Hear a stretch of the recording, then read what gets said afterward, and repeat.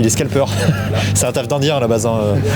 Bonjour. Notre principe fondamental de l'alu, c'est le recyclage. Ce qui fait notre force, c'est que ça se recycle à l'infini. Moi je pensais que l'aluminium c'était forcément de l'aluminium. Donc on part du principe que tout est chaud là. T'as entendu Lucas? Tu touches pas.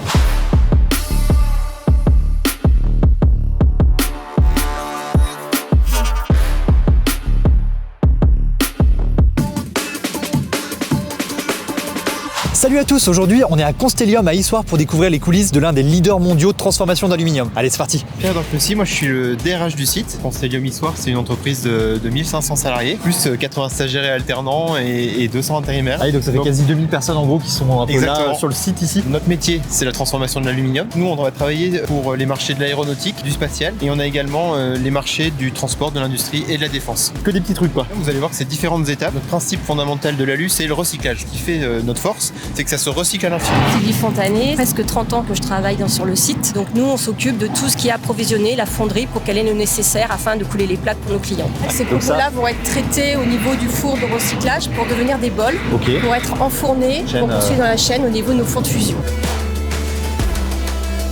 On est en plein cœur du recyclage. Alors l'objectif ça va être de recycler tout le métal, réchauffer les copeaux, donc ils vont être séchés, déshuilés, mis dans le four, après mis dans une poche et après on va les remettre en bol et après on pourra recréer des plaques. Et infiniment tu peux reprendre comme ça. Donc là ça c'est le gros château d'eau un peu connu de Constellium ça. Vous avez la réserve d'eau de la fonderie de Constellium Issoire. Vous récupérez l'allier. Exactement, pour le process de fonderie. On refroidit l'aluminium pour en faire des plaques. On va voir que c'est un des enjeux de Constellium, hein, bien gérer cette consommation d'eau. On a réduit de 50% au regard des problématiques actuelles qu'on connaît tous et dont on entend tous parler.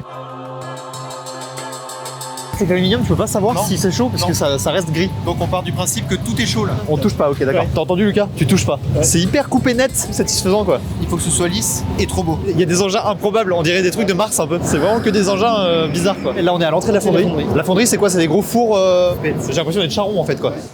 Moi mon père il était charron. Il y a 3 étapes dans la fonderie, le four de fusion, le four de maintien et le puits de coulée. On fond le métal dans le premier four et là on va traiter le métal.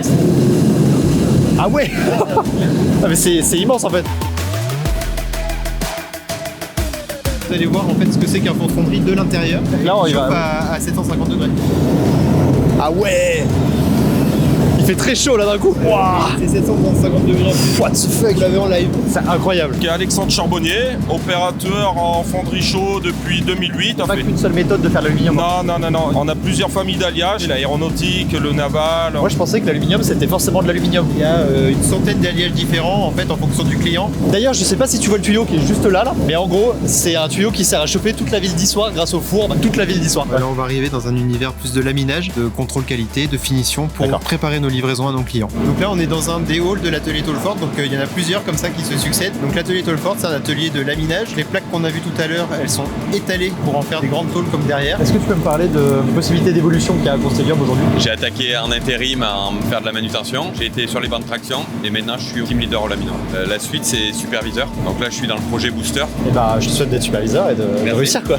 Qu'est-ce que c'est le laminage du coup? On récupère les plateaux de la fonderie. Qui ont été scalpés. Voilà, ils subissent un traitement thermique et ensuite ils arrivent sur la ligne. Donc on a 11 fours derrière et on doit les mettre en dimension demandée par le client. Là on est plus du tout à Constellium en fait, on est vraiment juste à Versailles quoi. C'est l'étape de refroidissement. L'aluminium et les tôles sont dans les fours, reste à une certaine température pendant un certain temps, que ça va lui amener des contraintes. C'est pour ça qu'après on va directement à la traction pour enlever les contraintes du métal. Vous avez déjà essayé de passer dedans pour...